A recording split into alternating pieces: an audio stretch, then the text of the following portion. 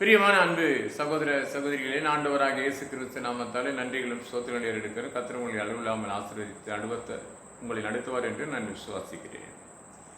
பிரியமான அன்பு சகோதரியாக இருக்கலாம், சகோதரனாக இருக்கலாம், வாலிபராக இருக்கலாம், வாலிப சகோதரியாக இருக்கலாம். ஊழியத்தின் தன்மைகள் உங்களை அழைக்கப்பட்டிருந்தால் முதல்ல பார்த்தீங்கன்னா இந்த ஊழியத்துக்காக எடுக்கிற ஒரு சின்ன செய்தி. ஏன்னா இஸ்ரவேல் ஜனங்கள் வனாங்கா கழுத்து உள்ள ஜனங்கள். ஒருவர் எதுக்கு சொல்லப்படுகிறார்னு அவருக்கு தெரியல, இவர் எதுக்கு காட்டி கொடுக்கிற போறாரு என்று இவருக்கு புரியல. அதை தான் நேற்று செய்தியில் ஒரு சிலருக்கு நான் அதை அனுப்பியிருப்பேன். ஏன்னா அது ஐயா அப்படி அனுப்பியிருப்பேன் நீங்கள் சிலர் நினச்சிருப்பீங்க, ஊழியக்காராக இருப்பீங்க. ஏன்னா ஒருவர் செய்கிற தவறை ஒருவர் எழும்பி குற்றப்படுத்தி கொண்டிருக்கிறார். அவர் குற்றப்படுத்துவது நியாயப்படுத்தி சொல்றது டைரக்டாகவே தப்புன்றது அளவுக்கு நடந்ததை சொல்லி கொண்டிருக்கிறார். அதுதான் சில விஷயங்கள் எந்த வகையிலும் நம்ம தீர்மானிக்க கூடாது. அப்போது அவர் சொல்ல போது குற்றப்படுத்தி கொண்டிருக்கும் போது அவர் குற்றப்படுத்துகிறாருன்னும் போது அது திரும்புறதுக்கூடிய ஒரு சூழ்நிலை இல்லை அவருக்கு. கரெக்டாக அவர் குறிப்பாக பேர் சொல்லி அது சொல்கிறாரு. அவர் பேசுனது எனக்கு ஒரு மாதம் முன்னாடி அந்த செய்தியை கவனித்தேன் நான். அப்போ ஒரு ஊழியக்காரை கொடுத்து என்ன பண்ணுறாரு, வாண்டடாக சொல்கிறார். அவருக்கு ஒரு மேன்மை இல்லையா? இப்போ இன்றைக்கி இருக்கிற அரசாங்கம் கூடப்பா இப்படி பேசியிருக்காரு, அவர் கேட்குறாரு, அவருக்கு இல்லையான்ற ஒரு மேன்மை அவருக்குள்ளே இருக்குது. அவர் ரொம்ப விஷயம் தெரிஞ்சு பேசுகிறாரு. அவரை நான் தப்பு சொல்லவே இல்லை. அந்த தப்பு சொல்லக்கூடிய சூழ்நிலை ஏற்படுத்தாதீங்க. இப்போ அவர் விளக்குன்னா பல வசனம் சொல்லிடுவேன். நான் ஏன் விளங்கு விரும்பல, நான் கூட சில காலங்களில் சொல்லுவேன் இல்லையா, அந்த ஊழியக்காரங்களாம் கொஞ்சம் ஜாக்கிரதையாக இருங்க அப்படின்னு. ஏன்னா ஒரு மனுஷனுடைய வளர்ச்சி தேவன் தெரிந்து கொள்ளப்பட்ட காலத்திலேருந்து அந்த ஊழியை நடத்தக்கூடிய விஷயங்கள்லேருந்து இயேசு கிறிஸ்துக்கு ஒருத்தர் குற்றப்பட்ட கும்பல் தான் இந்த வணங்கா கழுத்து உள்ள ஜனங்கள். எப்படி இயேசு கிறிஸ்து குற்றப்படுத்தினாங்க? அவர் மரித்தது உண்மை, உயிர்த்தெழுந்த போல அவரை கவனம் செய்து கொண்டு போனார்கள் அவங்க சீசர் என்று சொல்லப்படும் மத்திய 28ஆம் அதிகாரம் 14ஆம் வசனத்திலும் தொடர்ந்து படித்தவங்க ரொம்ப நல்லாயிருக்கும். அந்த நாளில் சொல்லப்பட்டு 3000 ஆண்டுகளுக்கு முன்பாக சொல்லப்பட்ட வார்த்தை இந்த நாள் வரைக்கும் சிலர் அவர் மரித்தது உண்டு உயிர்த்தெழுந்த போல என்று சொல்லி கொண்டு இருப்பது பணத்தை வாங்கி சொல்லப்பட்ட ஒரு விஷயம் இன்னைக்கு வரைக்கும். அதனால உங்களுக்கு இந்த விஷயம் சொல்கிறேன். சீக்கிரத்தில் ஒருவர் மேலே கைகள் வச்சு ஜெபிக்காருங்க. ரெண்டாவது, பெண்களை தொடாது இருப்பது நலமா என்று 1 கொரிந்தியர் புத்தகம் 7ஆம் அதிகாரம் 1 வசனத்தில் இருக்கும். அந்த வசனம் படித்து இதுக்கு போகலாம். கர்த்தர் உங்களை ஆசீர்வதிப்பாராக. அது என்ன சொல்கிறேன்னா, இந்த நீங்கள் எனக்கு எழுதின காரியங்களை குறித்து நான் எழுதுவது என்னவென்றால், ஸ்திரியை தொடாது இருப்பது மனுஷனுக்கு நல்லது. அதுக்கப்புறம் மனைவி கணவரை கொடுத்து 2ஆம் வசனத்துலேருந்து படிச்சிங்கன்னா அதுக்கு அதிகாரி யார்? ஒரு புருஷனுக்கு அதிகாரி மனைவி தான், மனைவிக்கு அதிகாரி யார்? புருஷன் தான் என்று தன் சரிகாலத்துக்குரிய உரிய சொல்லி அது உபவாசம் வரைக்கும் எடுத்து முடிப்பார். உபவாசம் சிலர்லாம் பார்த்தீங்கன்னா மனைவிக்கு புருஷனை கேட்காத உபவாசம் போடுவாங்க, மனைவி கேட்காத புருஷன். ஆனால் இவங்களுக்கு மாமிச சிந்தை என்ற சரிகளத்தில் நுழையப்படும் போது பாவத்துக்குள்ளே கொண்டு போகக்கூடிய சூழ்நிலை வரும். அது 7ஆம் அதிகாரம் முழுசாக படித்து பாருங்கள். அது சொல்லிட்டு சொல்லுவாருங்க, அழகாக இருக்காது. பவுல் எழுதும் போது இது கட்டளையாக இல்லை ஆலோசனையாக சொல்லுகிறேன்னு முடிப்பார். அது 1 நல்லா இருக்கும் அந்த வசனம் படிக்கப்படும் போது. ஏன்னா இத்தனை திட்டவட்டமாக சொல்லி முடிக்கிற விஷயங்கள்லாம் பார்த்தீங்கன்னா வேதத்தில் நிறையா இருக்கும். இன்றைக்கி நிறைய பேர் பேசுவது ஈஸிங்க. வேதத்தில் உள்ள ரகசியத்தை ஆராய தேடப்படும் போது நிறைய விஷயம் கற்றுக்கலாம். பைபிளில் தெரியாத ஒன்றுமே கிடையாது.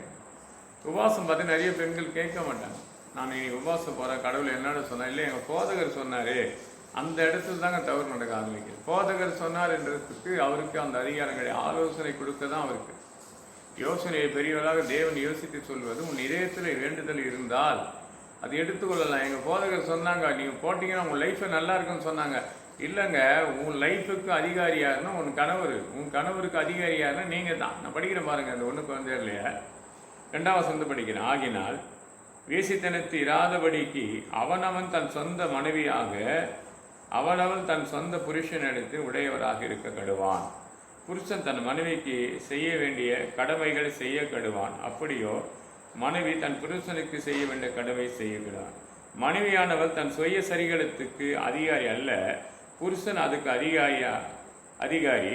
அப்படித்தான் புருஷன் தன் சுய சரிகளத்துக்கு அதிகாரி அல்ல, மனைவி தான் அதிகாரி. அப்போது அடுத்தது பார்த்தீங்க 5ஆம் வசனத்திலிருந்து, உபாசங்கள் ஜபங்களும் தடை வராதபடி இருவருமே சில காலங்கள் பிரிந்திருக்க வேண்டும். சம்பாதிக்கின்றோம். ஒருவரை விட்டு ஒருவர் பிரிந்திருக்கும். உங்களில் விசனமாக இவளையெல்லாம் சத்துரு உங்களை துண்டிக்காதபடி மறுபடியும் கூடி வாழுங்கள் என்றார். இதை நான் கட்டளையாக சொல்லவில்லை, யோசனையாக சொல்லுகிறேன்னு 6 முடிக்கிறார். முசு சொல்கிறாரு எல்லாரும். அப்போ எல்லா மனுஷர்களுக்கும் என்னை போலவே இருக்க விரும்புகின்றேன். ஆகினால் அவர்களுக்கு தேவனால் அருளப்பட்டது அவர்களுக்கு குறியதாக இருக்கும், ஆதி முதல் கொண்டு இந்த நாள் வரைக்கும். அப்போது ஆண்டவராக இயேசு கிறிஸ்து சொல்கிறார், இது நான் கட்டளை அல்ல யோசனையாக சொல்கிறேன்னு சொல்லி எழுதுகிறார். அப்போ அந்த எழுதப்பட்ட புத்தகம் வந்து துவக்கப்படும் போது ஒரு பெண்ணை தொடாது. ரெண்டாவது பார்த்தா மனைவிக்குரிய, அதாவது தன் சொந்த மனைவி சொந்த புருஷனுக்குரிய அதிகாரி, ஒருவருக்கு ஒருவர் தன் சரீரத்துக்கு அதிகாரி அல்ல. நிறைய பேர் நினைப்பாங்க, என் சரீரம் உழைச்சிட்டு வருது, நான் கஷ்டப்பட்டு வரேன். இல்லைங்க, சிலரெல்லாம் பேசும்போது எப்படிமா இருக்கும், நான் இன்றைக்கெல்லாம் ஓடி போய் உழைக்கிறேன், அதுக்கு தான் மனைவியானவரை அது வரும்போது என்ன பராமரிக்கிறேன்றது கற்றுக் கொடுக்குது சில வசனங்கள்லாம். சில பிரசங்கத்தில் என்னடா மனைவியை மட்டும் ஸ்ட்ரிக் பண்ணுறாரு இவர், புருஷனை வந்த உடனே இதை செய்யணும். அதான் உண்மைங்க. வீட்டுக்குள் நுழைஞ்சு உள்ள முகங்கள்னு வரும்போது ஒரு கலசம் தண்ணியை கொடுத்து அதுக்கப்புறம் பேசி பாருங்க, எல்லாமே சமாதானமாக இருக்கும். அதுதான் மத்திய புத்தகம் 10:42 ஒரு கலசம் தண்ணி தன் பலனை கொடுக்குமா. அந்த ஒரு கலசம் தண்ணி தான், அந்த ஒரு கலசம் தண்ணியை சாப்பிட்டு போய் பலனை கொடுக்கும். கணவருக்கும் மனைவிக்கும் இருக்கிற தொடர்புகள் சரியாக இருக்கும், சந்தோஷப்படுத்தும். உபவாசம் போட்டாலும் அது சீக்கிரம் ஒருவர் சாத்தம் உள்ள புகுந்து விடாதபடி கூடி வாழ நம்ம தேவை. உபவாசம் என்று போட்டு அநேக நாள் புருஷனை கேட்காத மனைவியும் மனைவி கேட்காத புருஷனை போட்டு தவறுக்குள்ள கொண்டாட மூணாவது ஆள் ஒருவர் தொடக்கூடிய ஒரு சூழ்நிலையே நடக்க போகிறதுக்கு முன்னாடி தான் இங்கே எழுதுறாரு. 1 கொரிந்தியர் புத்தகத்தில் 7ஆம் அதிகாரம் முதல் வசனத்தோட பெண்களை தொடாது இருப்பது நல்லதுன்றாரு. இன்னைக்கு எப்படி வருது, மாமிஷத்துக்குள்ள வரப்படும் போது தனிமைப்படுத்தும் போது தவறுக்குள்ள உள்பட்டு போகக்கூடிய சூழ்நிலை அது தானாக ஏற்படும். அப்போ ஏற்படுகிற சூழ்நிலை யார் ஏற்படுத்துனா, ஒன்று புருஷன் இல்லை மனைவி. நிறைய வீட்டில் எனக்கு சென்னையில் தெரியுங்க, நிறைய வீடுகள் உபவாசம் நிறைய போடுவோம். அவங்களாம் ஒரு சில காலங்கள்லாம் ஒரு 10 ஆண்டுகளுக்கு முன்னாடி என்னுடைய பிரசங்கத்தை அதிகமாக செலவுப்படுத்த எனக்கு சிலர்லாம் பிடிக்காதுங்க. நான் இப்படிலாம் கஷ்டப்பட்டு காத்திருந்து போகிறது தெரியுமா, அந்த உபவாசம் வெள்ளிக்கிழமை ஐயா வந்தாருன்னா வானான்றாரு. அதுக்குரிய சரிகளுக்குரியவர் உங்கள் கணவரை கேளுங்க. எனக்கு முன்னாடி ஒரு போதகர் வந்திருப்பார், நீங்கள் உபவாசம் போட்டு தான் ஜெயிக்க முடியும். இல்லைங்க, உபவாசத்தினால் ஜபத்தினால உன்னால் உபவாசம் எல்லாம் ஜெபம் பண்ணி பாருங்க, அப்படிதான் இருக்கும். மார்க் புத்தகத்தில் படிக்கும் 9:29 படி இந்த ஜாதி பிசாசு எப்படி ஓடிச்சுருக்காரு, உபவாசத்தில் ஜபத்தில் ஆண்டவராக இயேசு கிறிஸ்து சொல்றாரு. அப்போ ஆண்டவராக இயேசு கிறிஸ்து சொல்லப்பட்டது உண்மை தானே. அப்போ மனுஷன் சொல்றது என்ன பண்றேன், நாங்கள் பார்த்து நான் வெள்ளிக்கிழமை முன்னாடி 3 நாள் கூட்டம் நான் வந்து இப்போ போட போகிறேன், 3 நாள் கூட உபவாசம் இருக்கேன், உங்களில் யார் இருக்கீங்களோ இருங்கன்னு சொன்ன படி என்ன பண்ணீங்க, உங்களுக்கு விசுவாசம், அவர் மேலே இருக்க ஒரு அன்பு அரவணைப்பு, அது தவறாக சொல்லவே இல்லை. ஆனால் கணவருடைய பர்மிஷனோடு இருக்கணும், மனைவியோடைய பர்மிஷனோடு இருக்கணும். இப்படி இருந்தால் அந்த உபவாசம் இருந்தால் அப்படி மீறி கடந்து போனால் பிரச்சனைகள் சரிகளுக்கு நேரிடும். அப்படி ஒரு வசனம் தான் 1 தீமோத்தேயு புத்தகம் 5ஆம் அதிகாரம் 22ஆம் வசனம். ஒருவர் மேல் சீக்கிரமாக கைகளை வைக்காதே, மற்றவர்கள் செய்ய வேண்டிய பாவங்களுக்கு உள்படாதே, உன்னையும் சுத்தமாக்கி காத்துக்கொள். நல்லா அழகா இல்லை, அங்கே படித்தது இங்கே படித்து வித்தியாசம் இருக்குது. அங்கே வந்து தொடாதன்னு தான் இருக்கேன், இங்கே டைரக்ட் பண்ணுறாரு. எப்படி பண்ணுறாருன்னா, ஒருவர் மேல் சீக்கிரமாக கைகளை வைக்காதே, மற்றவர்கள் செய்ய பாவத்துக்கு உள்படாதே, உன்னை சுத்தமாகி காத்துக்கொள். இல்லையா? அப்படி சொல்லிட்டு இந்த பலவீனம் உள்ளவர்களுக்கு சொல்கிறத பாருங்கள், வேதம் ரொம்ப அழகாக இருக்கும். டாக்டர்ஸ் கூட அவ்வளோ கரெக்டாக பண்ண மாட்டாங்க. ஒரு தடவை சொல்லுவாங்க, ஒரு தடவை ஐயோ மறந்துட்டேன், கடவுள் மறக்காதவர் மாறாதவர், உச்சிதனமாக வல்லமையான வார்த்தையை கொடுத்து நம்ம நடத்துகிற தேவன். அடுத்த வருஷம் சொல்கிறாங்க, சில பலவீனம் தாக்கப்படும் இல்லையா, அவங்களுக்கு என்ன சாப்பிட்லான்றது வந்து பெரிய ஒரு சாப்பாடு இல்லைங்க. மாமிசம் சாப்பிட்டா சரியாயிடுங்க, ஒரு கறியை சாப்பிடலாம், ஒரு மீனை சாப்பிடலாம், அதை சாப்பிடுங்க. ரொம்ப சிம்பிளாக கற்றுக் கொடுத்துருப்பார் மனிதனுக்கு. அது ஒரு நீ ஊழியக்காராக இருக்கலாம், விசுவாசியாக இருக்கலாம். அடிக்கடிக்கு நேரிடுற பலவீனத்துக்காக நம்ம என்ன பண்ணணும்னு கேட்டால் மருத்துவம் சொல்லுவாங்க, இது பிளட்டு கம்மியாக இருக்குது. பிளட்டு கம்மியாக இருந்தால் என்ன சாப்பிடலாம், வயிற்றில் புண்ணு இருந்தால் என்ன சாப்பிட்லாம், இதை படிக்கிறேன் பாருங்கள், நீங்களும் தெரிஞ்சுக்கொள்ளுங்க. 1 தீமோத்தேயு புத்தகம் 5ஆம் அதிகாரம் 23ஆம் வசனம். நீ இனிமேல் தண்ணீர் மாத்திரம் குடிக்காமல் உன் வயிற்றுக்காக உனக்கு அடிக்கடி நேரிட பலவீனத்துக்காக கொஞ்சம் திராட்சை ரசத்தை கூட்டிக்கொள். நல்லா பாருங்க, தண்ணீர் மாத்திரம் இல்லைங்க, அடிக்கடி உனக்கு நேரிடும், அடிக்கடிக்கு உனக்கு பிரச்சனை சரிகள் ஏற்பட்டு கொண்டிருக்கும் போது என்ன சொல்ல டாக்டர்மா, பிளட்டு உனக்கு நிறைய கம்மியாக இருக்குது ஐயா, அந்த பிளட்டு ஏன் நீங்கள் ஒழுங்காக சாப்பிட்டுங்க இப்படிலாம் சொல்லுவார். அப்போது சிலர்லாம் பார்த்தீங்கன்னா டிவி மூலியமாக நம்ம பார்த்தோமா, நீங்கள் இந்த தலைக்கறி வாங்கி சாப்பிட்டீங்க இல்லையா, இது ஆட்டுக்கறியோடைய இது இது வாங்கி சாப்பிட்டீங்க வந்து பிளட்டு சார் இதெல்லாம் நிறைய இருக்குது. ஆனால் பைபிளில் திட்டவட்டமாக ஒன்று சொல்லி கொடுக்குறது, அடிக்கடி நேரிடும் உன் பலத்துக்காக கொஞ்சம் திராட்சை ரசம். அந்த திராட்சை ரசம் தான் எப்போவுமே எங்கள் ஃபேமிலியில் நான் செஞ்சு கொடுப்பேன். இந்த கிராமத்துக்குள்ளே வந்து அது செய்கிறது கிடையாது. ஒரு நாள் வாங்கி வைத்தா அது செய்யலான்னு கழுவி வச்சு அதுக்குள்ளேயும் யாரோ வந்தாங்க பேசினா அதுனா வச்சு அழுவியே போச்சு. அது ஒழுக்கமாக உட்காரணும். அதுக்காக நான் 6 மணி நேரம் இல்லை, 1 மணி நேரம் செலவழிச்சா போதும். அது ஒழுங்காக கழுவி அதை க்ளீன் பண்ணி அது கொஞ்சம் தண்ணியை ஊற்றி அதை வேக வச்சு, வேக வந்த பிறகு அந்த தோலை விதை எடுக்க அந்த விதை போயிடுச்சுன்னா கட்சியிடமான பல்லு சொத்தம் வந்துடும். பைபிள்லேயே இருக்காது. இவங்களாம் எடுத்து போட்டு திரும்பி மிக்சியில் போட்டு அடிச்சு லைட்டாக என்ன பண்ண வடி கட்டி அதை ஒரு டம்ளரில் ஊற்றி எங்கள் மனைவி கிட்ட கொடுத்தேன்னு சொன்னால் அந்த பிளட்டு குறையப்பட்ட பிளட்டை நார்மல் கொண்டு வந்துடும். எத்தனையோ பேருக்கு நல்லா பாருங்கள், மாமிசமாக அதாவது மாசமாக இருக்கிறவங்க தான் குடிக்க வேணான்னாங்க, கர்ப்பத்தை சுமக்கிறவங்க தான் குடிக்கணும். ஏன்னா அந்த குழந்தைக்கு அந்த கலர் மாறி பிறக்கணும்னு சொல்லி, மற்றபடி வேற ஏதாவது சொல்லி விட்டுருவாங்க.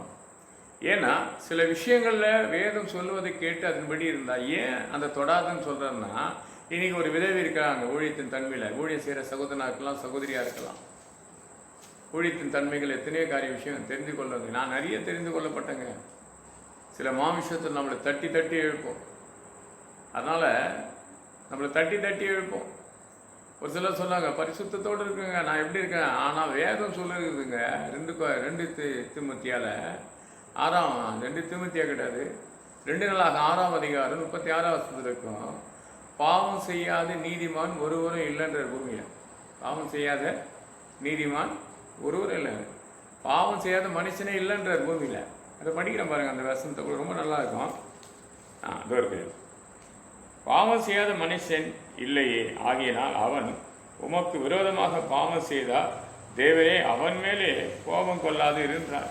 அப்போ பாவம் செய்யாத மனுஷன் இல்லை, பூமியில் இல்லை, எல்லாம் பாவம் செய்தவன் தான். ஏதோ ஒரு விஷயத்தில் என்ன பண்ணுறாங்க, அந்த பாவத்துக்கு தான் ஆண்டவராக இயேசு கிறிஸ்து நீர் மரித்தீர், நீர் ஒழித்தேர்ந்தீர், நீர் என்னை என்ன பண்ணுறோம் ரத்தத்தால் என்னை கழுவி இருக்கிறேன் என்று சொல்லி அறிக்கை செய்து விட்டால் அந்த பாவத்துக்கு உட்பட்ட பாவம் செய்யாத மனுஷன் பூமியில் இல்லை, எல்லாம் பாவம் தான்.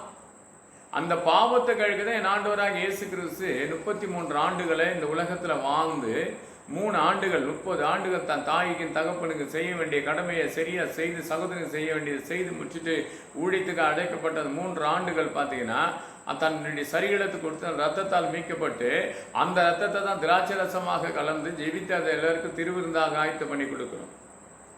இன்னைக்கு நிறைய விஷயம் பைபிள்னு தெரிஞ்சுக்கலாங்க, நிறைய இருக்குது பைபிளில். ஆனால் இந்த பைபிளில் வேறு விஷயம் ஒன்று சொல்லியிருக்கேங்க. எதுக்காக நான் தொடாதுன்னு உங்களுக்கு நான் சொல்லப்பட்டேன்னு சொன்னால், அதுக்கு வேறு பலவீனம் ரொம்ப தாக்கப்படும். அப்போ அந்த பலவீனம் தாக்கப்படும் போது எப்படிப்பட்டிருக்கும், ஒருவன் மேல் சீக்கிரமாக உன் கைகளை வைக்காதே, மற்றவர் செய்கிற பாவத்துக்கு நீ உள்படாது, உன்னை சுத்தமாக காத்துக்கொள். அப்படி சொல்லிட்டு 34 சிலருடைய பாவங்கள் வெளியரங்கமாக இருக்கும், நியாயத்தீர்க்கப்படும், முந்திக் கொள்ளுங்கள், சிலருடைய பாவங்கள் அவர்களுக்கு பின்தொடர்ந்து கொண்டே இருக்கும். அந்த பின்தொடர்ந்த பாவம் தொடர்ந்து பயணித்து கொண்டே இருக்கும்போது இல்லைன்னா பலவீனம் தாக்கப்படும் உடம்புல. அப்போ யாரை விழுங்கலான்னு 1 பேதுரு 5ஆம் அதிகாரம் 8ஆம் வசனம் பிசாசானவன் சொல்லப்பட்ட வார்த்தையின்படி விழுங்குவான் என்று வெயிட்டிங்கில் இருக்கிற அவன் விழுங்காதபடி ஒரு சீக்கிரம் கைகள் வைக்கும் போது உன்னுடைய சிந்தனைகள் உன்னுடைய பழக்க வழக்கெல்லாம் மாறும். உங்களுக்கு தெரியாதுங்களா, ஆவிக்குரிய வாழ்க்கையில் கூப்பிடும் போதெல்லாம் எங்கள் போதவர் எனக்கு ஒரு விஷயம் தான் சொல்லி கொடுத்தேன். நான் சபையை விட்டு 2004 நிலநடுக்கம், 2004 இருக்கு இல்லை 2005 இருக்கும், நிலநடுக்கம் ஏற்படுது சென்னை பகுதியில் இருக்கிற ஊழியத்தில். அப்போ இரவு 12 மணிக்கு நிலநடுக்கம் இருக்குது. இங்கே நம்பி எங்கள் சபைக்கு வராங்க அருமையான தாயார், சின்னம்மான்னு ஒரு ஆயா வருவாங்க, ஒரு அம்மா வருவாங்க. அவங்க சென்னையில் வீடு இருந்தாங்க. அவங்க வீட்டில் தான் உட்காந்துருக்காங்க. நிலநடுக்கம் வரும்போது நிலநடுக்கம் முடிஞ்சு கொஞ்ச நேரத்தில் நான் எழுந்து சபைக்கிட்ட போகிறேன். சபையாண்ட போனால் எல்லாம் வெளியே வந்து நிற்கிறாங்க. சபையை விட்டு யாரும் இல்லை, கோட்டை சுட்டு எல்லாம் வெளியே வந்துட்டோம். நான் சபைக்கிட்ட போயிட்டேன். அன்றைக்கி அந்த மாதிரி இக்கட்டில் எல்லாரும் ஒரு பயத்தோடு நடுக்கத்தோடு நான் சொல்கிறேன் எங்கள் ஐயா கிட்ட போயிட்டு, ஐயா நான் இனிமேல் சபைக்கு வரமாட்டேன், நான் ஊழியம் செய்ய போகிறேன். அவர் சொன்ன ஒரே வார்த்தை, நீ ஊழியம் போ, நான் வானன்னு சொல்லி இன்றைக்காவது பேச இல்லை, எனக்கு இப்போ தான் உங்களை பார்க்கறதுக்கு எனக்கு வாய்ப்பு கிடச்சிது, நான் சொல்லிட்டேன். ஜனமே ரோட்டில் இருக்கிறது நெல் வந்துட்டு, ஒரு பக்கம் தூரில் வர மழை, என்ன ஆகும்னு ஒரு பயத்தோடு நடுக்குது. இந்த நடுக்கத்தில் இருக்கும்போது தான் தேவன் எனக்கு சொல்லப்பட்ட வார்த்தை பார்க்கக்கூடிய நேரம் இருக்கிறது. எங்கள் போதகர்கிட்ட போய் நான் கேட்கும்போது ஒன்று தான் சொன்னார், ரொம்ப ஜாக்கிரதையாக இருக்க சொன்னார்.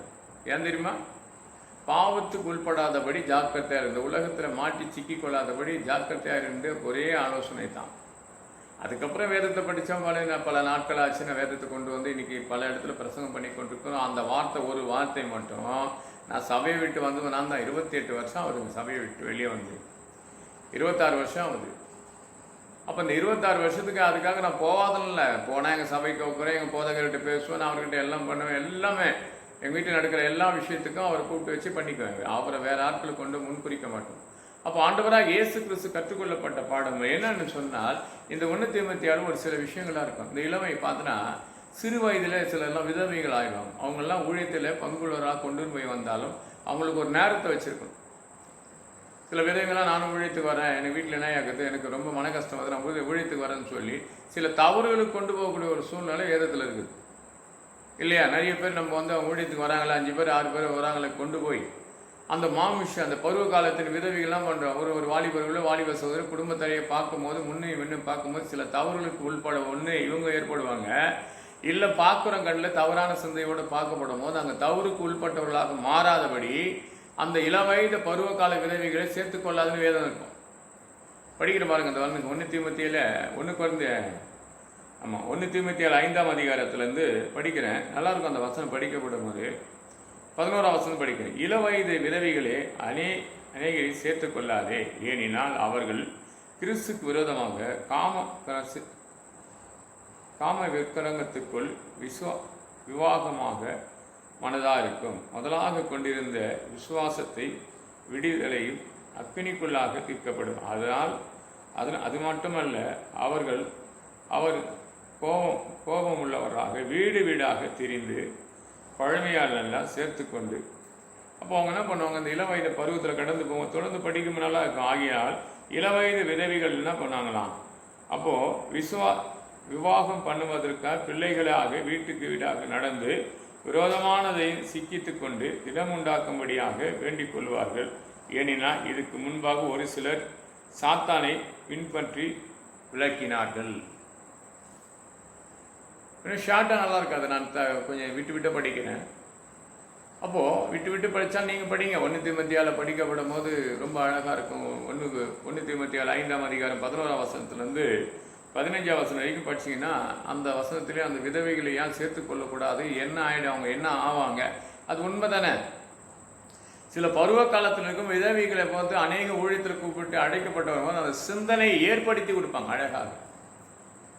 அதை தான் இங்கே 2 நாளாகத்தில் படிக்கும் போது 2 நாளாக 6ஆம் அதிகாரம் 36ஆம் வசனம் படிக்கும்போது பாவம் செய்யாத மனுஷன் இல்லையே, எல்லாமே இந்த உலகத்தில் பாவம் செய்யறதுக்கு இன்னும் தீமோத்தேயு ராஜாக்கள் புத்தகம் நல்லா இருக்கும். அது ஆனால் இந்த உலகத்தில் பாவம் செய்யாத யாரும் இல்லையா, ஆண்டவரே அதை மன்னிக்கும்படியாக வேண்டிக் கொள்வாங்க. அப்போது சில விஷயங்கள் நம்ம என்ன பண்ணுறோம், சிலருடைய பாவங்கள்லாம் பண்ணுறோம் வெளியாராங்கம்மா, சிலருடைய பாவம் தொடர்ந்து பிடிக்குமா. அப்போ இந்த தொடர்ந்து பிடிக்காதபடி நம்ம விசுவாசத்திலும் வல்லவராக நல்லவராக நீ இருந்து காத்துக்கொண்டு சீக்கிரத்தில் ஒரு மேல் கைகளை போடாத இருந்தால் எந்த பிரச்சனை, அப்படியே ஒரு பிரச்சனை வந்தால் அடிக்கடிக்கு உனக்கு வயிற்று வலியோ இல்லை பலவீனமோ ஏதோ ஒரு விதத்தில் ஒன்று தாக்கப்படுது என்று சொன்னால் கொஞ்சம் திராட்சை ரசம் எடுத்துக்கொள்ளும். நம்ம இதெல்லாம் நான் பார்த்தேன்னா திருவிருந்தெல்லாம் ஆயத்தமாய் சிலர் வருவாங்க. சில பலவீனங்களை எனக்கே மனசுக்கு பட்டுச்சுன்னா அவங்களுக்கு நான் திராட்சை ரசம் கொஞ்சம் அதிகமாக அவங்களுக்கு சாய்ப்பேன். ஏன்னா என் ரத்தம் சகல பாவம் நோய்களை சுத்திக்கிற போது அந்த ரத்தத்தை சரிகிரபுரமாக திராட்சை ரசத்தின் மூலமாக ஜெபித்து கொடுக்குற அந்த ரத்தம் சரீரத்தை பாயப்பட்டு சரீரத்தில் பல சுகங்களும் பலமும் கிடைக்கிறதாக இருக்கிறதுனால அதை கொடுப்போம். அதை கூட நல்லாயிருக்கும். நீதிமொழி புத்தகத்தில் ஒரு வசனம் கூட இருக்கும். 31ஆம் 6ஆம் வசனம் படிக்கும்போது மரித்து போர்களுக்கு மதுபானத்தையும் மனக்கசந்தருக்கு திராட்சை ரசத்தை கூட இருக்கும். நல்லா பாருங்கள், இந்த திராட்சை ரசம் லேசானது கிடையாதுங்க. இந்த திராட்சை ரசத்தை ஆரம்பத்தில் கொடுக்கும்போது திராட்சை ரசம் அதை ஆகாரி வச்சு பல நாட்களாக திருப்பி குடிச்சோம்னா அது மதுபானமாக மாறிடும். நல்லதுதான் அங்கே தான் இருக்குது, கெட்டதாக இருக்குது. கடவுள் உங்கள்கிட்ட நல்லதும் வைக்கிறாரு, கெட்டதை வைக்கிறாரு. எது ஒன்றுன்னு கேட்பார். ஏது ரொம்ப அழகாக இருக்கும். உபாகம் பற்றி புத்தகத்தின் 30ஆம் அதிகாரத்தை படித்து பாருங்கள். நன்மையும் கிருபை உனக்கு முன்பாக ஜீவனத்தை மரணத்தை உனக்கு வைக்கிறேன், நீ ஜீவனை மட்டும் தெரிந்து கொள்ளப்படுன்னு வராண்டவர் பார்க்குற அன்பு சகோதரியாக இருக்கலாம், சகோதரனாக இருக்கலாம். ஏன் அந்த ஊழியத்துக்கு அந்த செய்தி கொடுத்துன்னா, இன்றைக்கி என்ன பண்ணுறாங்க, ஒரு ஊழியக்காரர் எங்கேயோ ஒரு மூலையிலேருந்து ஒரு சின்ன தவறு பண்ணாங்கன்னா அது அப்படியே ஓப்பனிங்கில் ஒரு சிலர் பேசி கொண்டிருக்கிறாங்க. அதனால தான் நான் ஆரம்ப ஸ்டேஜிலே சொல்லியிருந்தேன். சிலரெல்லாம் பார்த்தோன்னா சத்தியத்தை கேட்கக்கூடிய இடம் ஆலயம். நீ ஆர்சியாக இருக்கலாம், சிஎஸ்ஐயாக இருக்கலாம், இல்லையா, இண்டிபெண்ட் சர்ச்சுகளாக இருக்கலாம், ஈசியாக இருக்கலாம், நீ யாரானா இருக்கட்டும். ஆனால் உமக்கு கொடுத்த வேத புத்தகம், உனக்கு கொடுத்த ஆலயத்தை நீ கடந்து போய் உட்காந்து சத்தியத்தை கேட்டு கடந்து வா, எந்த இதுவுமே உன்னை தொடாது. நீங்கள் நினைக்கலாம், நீ எங்கே போனாலும் இப்படி போனால் இங்கே மாறிடு அந்த ஃபாஸ்ட் அப்படியே சொன்னார். இல்லைங்க, அது இன்னும் நான் விளக்கணும்னு சொன்னால் தப்பாக போயிடும். என் ஆண்டவராக இயேசு கிறிஸ்து உள்ளத்தில் என்ன பேசி கொண்டு அதை யோசித்து பாரு. அவர் கூப்பிடுத்து கொடுத்து அவர் பேசப்பட்ட சந்தோஷமா பேசப்பட்ட வார்த்தை உன் இளமையே நாசனப்படுத்திடும், இப்படி சிந்தனை நாசப்படுத்திடும். கர்த்தருடைய நாம மகிமைப்படுத்தும்படி மற்ற ஜனங்க காட்டி உன்னை பிரித்தெடுக்கப்பட்டு இந்த உலகத்திலே இந்த கிராமத்திலே ஒரு பட்டணத்தில் நீ வாழணும்னு சொன்னால் அங்க ஒரு மகிமையான ஒரு மகனாக நீ இருப்ப. எங்கேயோ ஒரு இடத்துல தவறி விழுந்துட்டேன்னு சொன்னா காயப்பட்ட இடம் புண்ணாகப்பட்ட இந்த உலகம் முத்து பார்க்கும் போது உன்னை அவமானத்தும். நல்லா பாருங்க, மத்திய 27ஆம் அதிகாரத்தை கொஞ்சம் படிப்பாங்க. யுவதாசன் சொல்லி காட்டி கொடுக்கப்பட்டதான் உனக்கு எனக்கு பாவம் மன்னிப்பு உண்டு. ஆனா அதை காட்டி கொடுத்ததுக்காக 30 வெள்ளிக்காசு காட்டி கொடுத்துன்னு சொல்றான் பாருங்க. எனக்கு என்ன ஆச்சுன்னுவான். பார்க்குற அன்பு சகோதரியா இருக்கும், சகோதரா இருக்கும், இதோட விசேஷம் அவர் தாங்க. இல்லைங்க, நீ ஆலயத்துக்குள்ள உட்காருங்க, ஆலயத்தில் உட்காந்து சத்தியத்தை கேளுங்க. ஆலயத்தில் சுவிசேஷம் அறியும்போது குறை சொல்லி கொண்டு இருக்காதீங்க. முதல்ல உனக்கு காது உள்ளவன் கேட்க கெடுவான். நீ 2 நாளைக்கு முன்பாக பேசின செய்தி கூட போய் நிற்கும். ஆனால் நம்மளை கொடுத்து பேச நல்லதுன்னு நினைக்க. என்னை பற்றி வரைக்கும் நான் செய்கிற தவறுகள் செய்திகள் மூலமாக எனக்கு வந்தால் அது ஏற்றுக்கொள்ளப்படும். ஏன்னா எனக்கு தெரியாத விஷயம் இல்லை அது. நான் எதில் விழுந்தேன்னு எனக்கு தெரியணும் இல்லையா? அப்போ எனக்கு விழுந்தது எனக்கு தெரிவிக்கிறாரு தேவ. இப்போ எனக்கு ஒரு ஒரு ஊழியக்காரர் உட்காந்து பிரசங்கம் பண்ணுறான்னு சொன்னால் உட்காந்து கேட்டதுன்னா அவர் பிரசங்கத்தில் நான் செய்கிற தவறுகள் அங்கே நடந்ததை போல் அந்த செய்திகள் போயிருந்தால் அது ஏற்றுக்கொள்ளப்படுவேன். அவர் என்னை குற்றப்பற்றி பேசினார், அவர் என்னை பற்றியே பேசியிருந்தாரு, இன்னைக்கு பிரசங்கமே என்னை குத்தா இருந்துன்னு சொன்னால் உன் இதயம் முழுமையாக தேவனுக்கு கொடுக்கலன்னு அர்த்தம். என்னை பொறுத்த வரைக்கும் என்னுடைய வாழ்க்கையில் அப்படிதான். யார் பிரசங்கித்தாலும் பேசுகிற வார்த்தைகள் இப்போ பேசும்போது சொன்னோமே, நான் எனக்கு எதில் விழுந்தனா அதை எனக்கு தெரிவின்ற வார்த்தை இருக்குது பைபிள். அப்போ தெரிவிச்சார்னா நம்ம என்ன பண்ணுறோம்? அவைகளிலிருந்து வெளியே வர முடியும். தெரிவிக்காத நீ பாட்டுக்கு தொடர்ந்து நீ உனக்கு நல்லதாக பட்டு இருக்கும், ஆனால் பின்ன தொடர்ந்து வரும். இங்கே படித்தேன் இல்லையா 1 தீமோத்தேயு புத்தகத்தில் 5ஆம் அதிகாரத்தில் அவன் படிக்கப்பட்ட 23, 24 24 வசனம் சொல்றதுல உன் பாவம் தொடர்ந்து பிடிக்க ஆரம்பிச்சிடும். சத்தியத்தை கேட்டு அதன் திரும்பி மனம் திரும்பி இயேசுக்காக நீ ஆவி ஆத்மா சரீரம் ஒப்பு கொடுத்து பாரு. கர்த்தர் உன்னை அலுவலாமல் ஆசீர்வதிப்பை தவிர பணமோ பலமோ பதவியோ இவைகளெல்லாம் உன்னை வழி நடத்தாது. அது குறிப்பிட்ட காலத்துக்கு அப்புறம் கையை விட்டு போய்கினே இருக்கும். எனக்கு என்னாச்சு, நீ செய்த தப்பு, நீ விழுந்தன்னு சொல்லிட்டு போயினே இருப்பாங்க. பார்க்குற அன்பு சகோதரனாக்கும் சகோதரியாக்கும் நீ ஊழியக்கார யாராக இருந்த ஊழியத்தின் மத்தியில் எந்த தடைகளை வராத பார்த்துக்கொள்ளுங்க. குற்றப்படுத்த ஒருவன் வகை தேடிக்கொண்டே இருக்கிறான், சொல்றதுக்கு ஒருவன் வகை தேடிக்கொண்டே இருக்கிறான், எழுதுறதுக்கு ஒருவன் வகை தேடிக்கொண்டே இருக்கிறான். அப்படிப்பட்ட காரியத்தை விழுந்து போகாதபடி கர்த்தரே மெய்யான தெய்வம் என்று நம்பி விசுவாசத்தோடு காத்தது கர்த்தர் உன்னை அழிவில்லாமல் ஆசீர்வதிப்பார். அந்த வார்த்தையில் ஆசீர்வதிப்பார். ஜெபமல்லமா. என் அன்பால் நேசிக்க நல்ல பிதாவின் கிருபைக்காக சோதரிக்கிறோம், வல்லமைக்காக துதிக்கிறோம், உம்மை போற்றுகிறோம் சாமி. சகலத்தை பொறுப்படுத்தி வழிநடத்து பெருகேசும் பிதா. ஆமாம்.